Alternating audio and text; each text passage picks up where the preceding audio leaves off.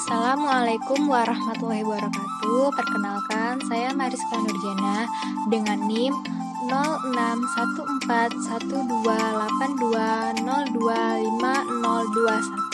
06141282025021 dari kelas Indralaya Universitas Sriwijaya.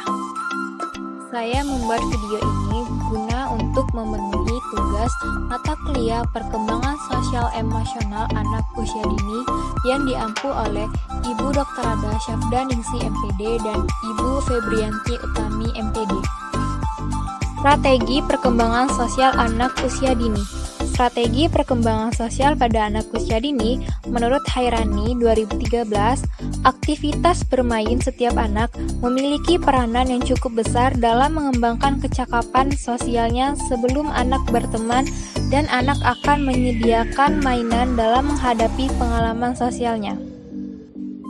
Hairani 2013 mengemukakan bahwa sikap yang perlu dikembangkan melalui kegiatan bermain antara lain yang pertama adalah sikap sosial. Dalam proses cara bermain, mendorong anak untuk meningkatkan pola berpikir egosentrisnya.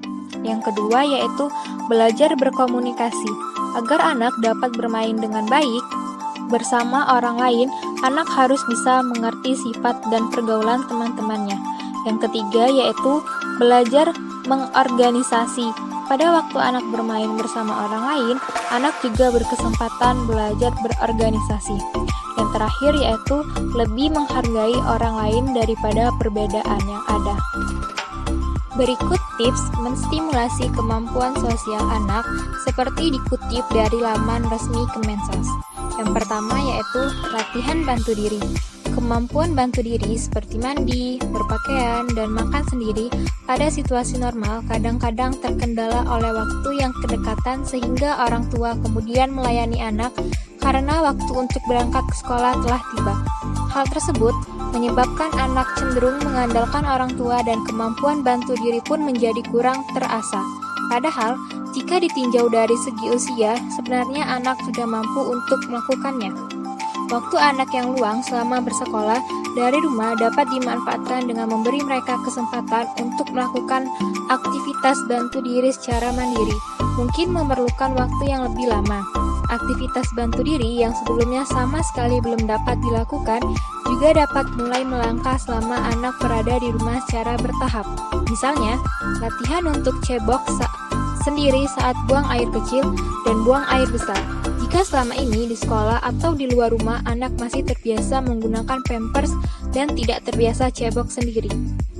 Yang kedua yaitu latihan melakukan tugas dan tanggung jawab sehari-hari. Memberikan tugas atau pekerjaan rumah tangga yang harus mereka lakukan setiap hari di rumah dapat melatih tanggung jawab sekaligus mengisi waktu mereka yang lebih luang jika dibandingkan saat situasi bersekolah normal. Pemberian tugas atau tanggung jawab dapat tak terkalahkan dengan usia anak. Misalnya, anak yang masih berusia taman kanak-kanak dapat diberi tugas untuk merapikan mainannya sendiri, menyiram tanaman, memberi makan hewan peliharaan, mencuci alat makan dan minumnya sendiri, yang terbuat dari bahan yang tidak mudah pecah dan lain sebagainya. Anak yang lebih besar dapat diberi tugas untuk menyapu, mengepel, menemani adik bermain saat ibu dan ayah bekerja, membantu ibu memasak, merapikan kasur, menata bajunya sendiri di lemari, dan lain sebagainya.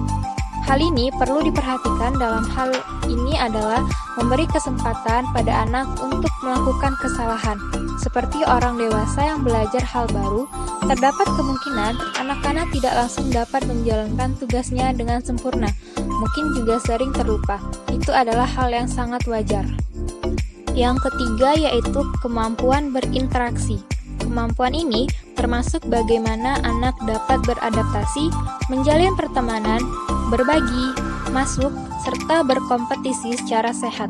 Sebagian orang tua mungkin berpikir bahwa cara terbaik untuk melatih hal-hal tersebut adalah dengan segera memasukkan anak-anak ke sekolah atau sebanyak-banyaknya di luar rumah.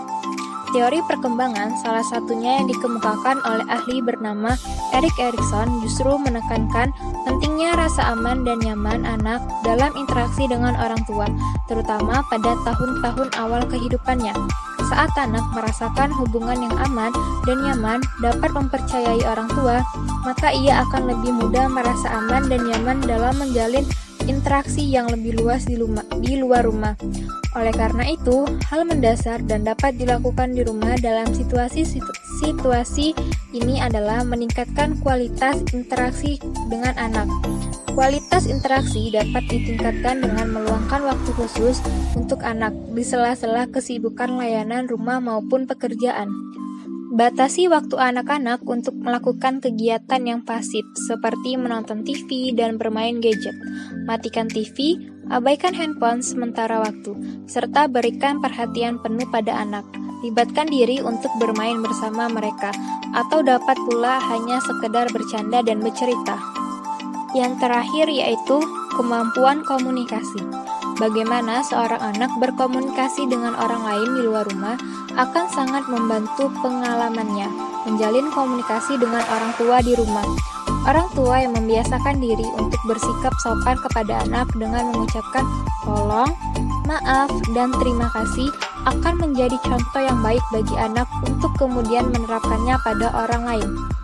Meskipun anak berada di rumah, penerapan sopan santun tetap dilakukan, seperti misalnya bagaimana saat berbicara dengan orang yang lebih tua, serta bagaimana meminta dengan nada bicara yang baik. Anak yang terbiasa didengarkan oleh orang tua juga akan belajar untuk mendengarkan orang lain. Di sisi lain, jika anak jarang didengarkan, tidak mendengarkannya, atau ditanggapi dengan bentakan yang dapat membuat anak menjadi cenderung menarik, kurang berani menjalin komunikasi dengan orang lain, atau dapat pula menjadi anak yang cenderung menunjukkan sikap saat berbicara sebagai reaksi pertahanan diri. Itu saja yang dapat saya sampaikan. Mohon maaf jika ada salah kata. Saya akhiri dengan wassalamualaikum warahmatullahi wabarakatuh.